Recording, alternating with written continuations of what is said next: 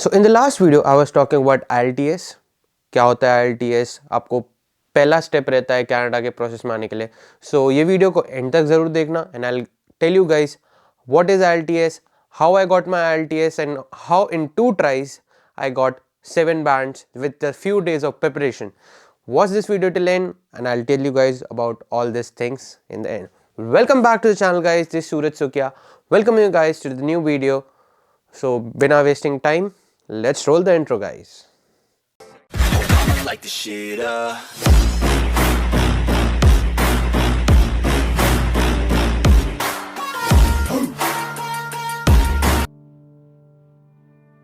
What is IELTS? Let's start with that point. IELTS is International English Language Testing System.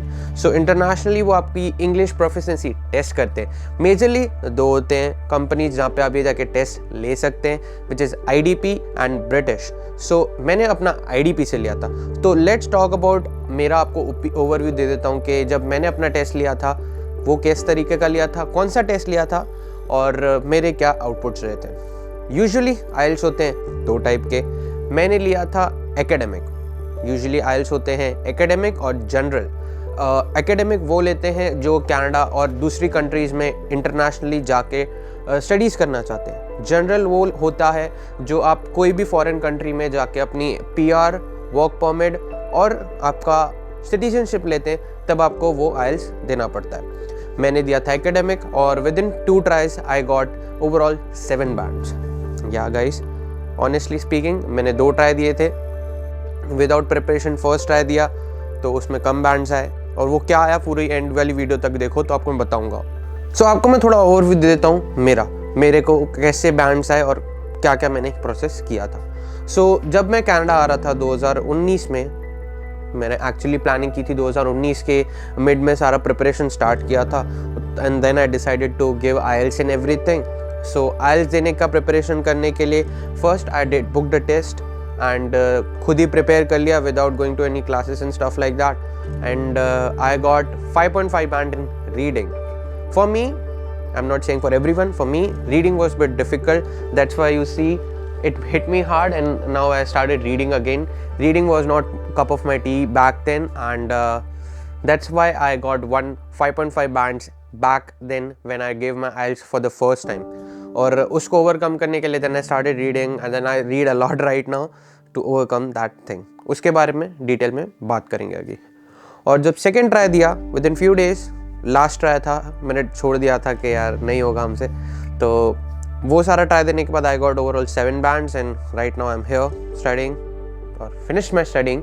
सो आपको मैं बताता हूँ IELTS में कौन से मॉड्यूल्स होते हैं. IELTS consist of 4 modules: listening, reading, speaking and writing. ये 4 मॉड्यूल्स होते हैं जो आपको देने पड़ते हैं to prove that you are professional enough to speak English and you get graded according to that. उसमें भी मॉड्यूल्स होते हैं रीडिंग, स्पीकिंग, लिसनिंग और राइटिंग में. जो टफेस्ट मॉड्यूल लगता है लोगों को which is reading and writing. So मेरा ओपिनियन के बारे में बात करें तो for me listening was okay. I am a good listener, so I used to listen to English songs, watch English web series and stuff like that. So listening was never an issue for me. Writing was never an issue for me. I already did my writing myself, so that was good.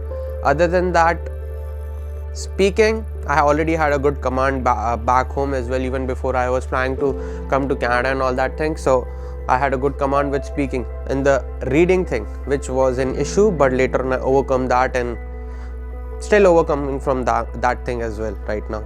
So अगर आप first time IELTS का exam दे रहे हो, listening के बारे में start करते हैं. लिसनिंग के मैं आपको अब थोड़े टिप्स एंड ट्रिक्स बता देता हूँ. लिसनिंग अगर आपका मॉड्यूल आपको देना है, उसके लिए प्रिपेयर करना है, start getting a headphones and wear a headphones and listen to some modules. आपको इंटरनेट पे सारे मॉक टेस्ट मिल जाएंगे, मॉक पेपर्स मिल जाएंगे जहाँ पे आप लिसनिंग मॉड्यूल का प्रिपरेशन कर सकते हो. लिसनिंग का सारे मॉड्यूल का प्रिपरेशन कर सकते हो अपार्ट फ्रॉम स्पीकिंग. उस पर हम स्पीकिंग वाले मॉड्यूल पे जब आएंगे मैं आपको बताता हूँ कि उसके टिप्स एंड ट्रिक्स आप कर सकते हो यूज़. लिसनिंग में आपको एक हेडफोन्स लगाओ, वो लिसन प्रिंट आउट लेके बैठो, सुनो और फिल 4 सेक्शंस होते हैं उसमें, 4 सेक्शन बैठ के आप उसके टेस्ट दो. आपको ज़्यादा टाइम नहीं लगेगा।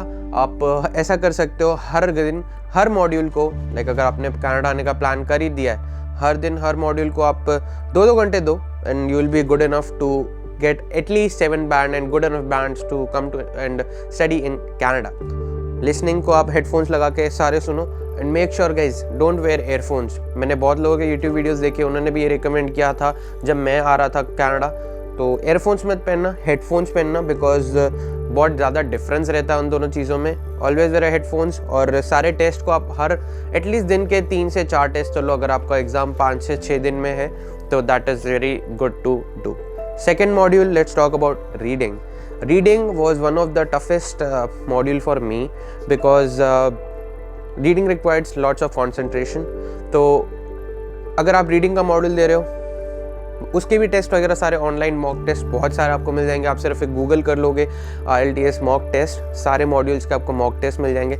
Keep on repeating that modules. सबसे ज़्यादा उसमें बड़े बड़े पैराग्राफ 2-2 3-3 पेज के सारा रीड करना होता है and then you have to do MCQs, fill in the blanks and question answers according to that. Practice करो एटलीस्ट 2 घंटे हर दो, और जो वीकेस्ट सेक्शन है उसको मैं सजेस्ट करूँगा 3 घंटे दे दो एवरी डे। अगर आपका एग्जाम 5 से 6 दिन में आ रहा है तो सारा प्रैक्टिस आप उससे करते रहो and I am guaranteeing you guys, अगर आप प्रैक्टिस कंटिन्यूसली इस पर करते रहोगे you can get good bands out of it. Third part रहता है जो राइटिंग मॉड्यूल का। Writing module I would say writing modules पे you can start writing essays and all that stuff and try to make your writing as simple as possible. Try to make sure कि जो आपका grammar आप use कर रहे हो उसके अंदर, जो ग्रामर आप अंदर यूज़ कर रहे हो, make it as simple as possible and जो आपके वर्ड्स हैं वो सिंपली अंडरस्टैंडेबल होने चाहिए। ऐसा नहीं कि बहुत ट्रिकी अच्छा करने के चक्कर में कॉम्प्लेक्स बना दो तो जो आपका ऐसे का आउटपुट है वो आउटपुट सामने वाले को समझ ही नहीं है, जो एग्जामिनर चेक कर रहा है उसको समझ ही नहीं है। Make sure to keep it as simple as possible. Use high level language if you are confident enough.